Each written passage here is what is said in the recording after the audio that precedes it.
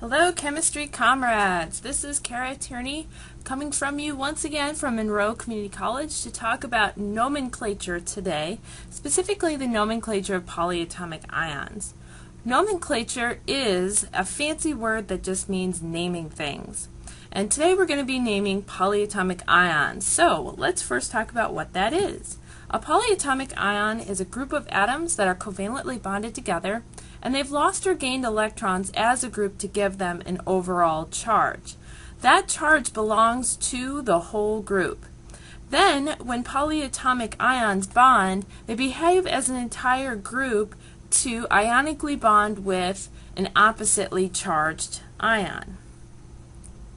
Here's the list of polyatomic ions that you need to memorize.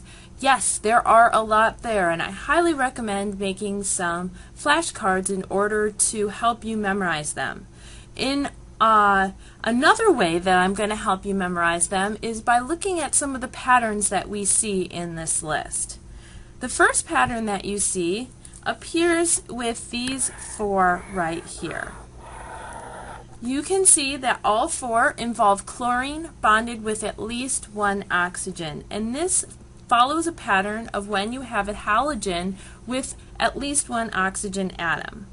When you have a halogen, and this is any halogen, not just chlorine, when you have chlorine bonded with one oxygen, the chlorine, that chlor is the base, and that's going to carry through all of these names. So when you have a halogen bonded with one oxygen, you have hypochlor, that comes from the chlorine, and then if we have something like, I don't know, bromine down here, it would be bromite with ite at the end, ion. So it's a hypochlorite ion. If we had one more oxygen, we take off the hypo and it becomes simply chlorite ion. That's this one. At 3 oxygens, we turn the ite into an 8 and it becomes chlorate ion. At 4 oxygens, we add a per at the beginning and it becomes perchlorate ion. Notice that all four of these polyatomic ions have the same exact charge. They all have a charge of -1. So if we were to take this pattern down here and put bromine instead of chlorine, we would still have just a -1 charge. So right now, I would like you to pause this video and take time and see if you can name all four of these polyatomic ions based on the pattern that you see above. Did you pause it? I hope you did. Let's see how you did.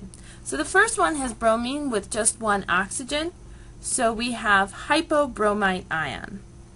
The second one now has 2 oxygens, so we take off the hypo and it is a bromite ion. The third one, with 3 oxygens, we turn the ite into an 8, bromate ion.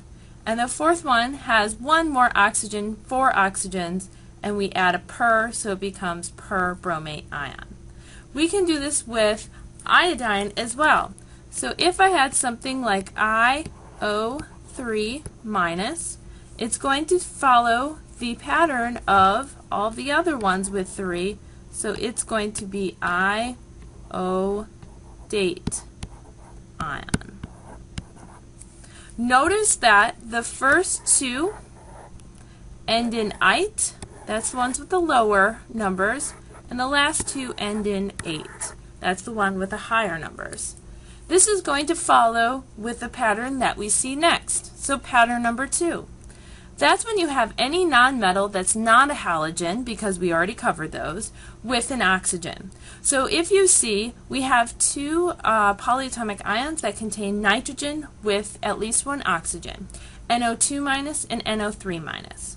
The one with the lower number is ending in ite, so that would be NO2 is nitrite. The one with the higher number of oxygens would end in 8, so nitrate. That's exactly the same pattern as before, where the higher ones end in 8 and the lower ones end in ite. So let's see if we can follow this pattern for the next 2. Can you name these 2 ions based on this pattern? Give it a try. Pause the video.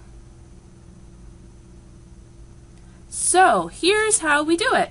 So sulfur, this one's a little trickier because you don't use the whole word sulfur.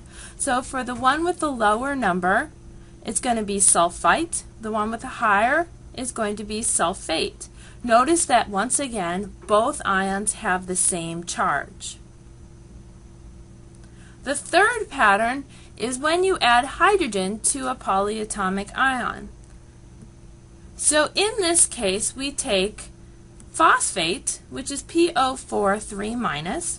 That one you just need to know. When we add a hydrogen to it, what we're essentially doing is we're adding an H+. So what we do is we add hydrogen to the name, hydrogen phosphate, and we have to add that +1 to the charge. So our charge goes from -3 to -2. When we add one more hydrogen, we add the H2 now, and we also add 1 to the charge for a -1, and now we have dihydrogen phosphate. Can you do this pattern for the following two, knowing that CO3 2- is carbonate? Try it. Pause the video. So our answers then, if carbonate is CO3 2-, H3CO3- would be hydrogen carbonate. And here's one more set. Sulfate is SO4 2-, so what would the formula for hydrogen sulfate be? We're going to add one hydrogen, and then we're going to add 1 to the charge, so it becomes HSO4-. I forgot I have that one. So now I want you to watch the other videos and be sure to be ready to practice all of this nomenclature when you get to lab class. Have a good one.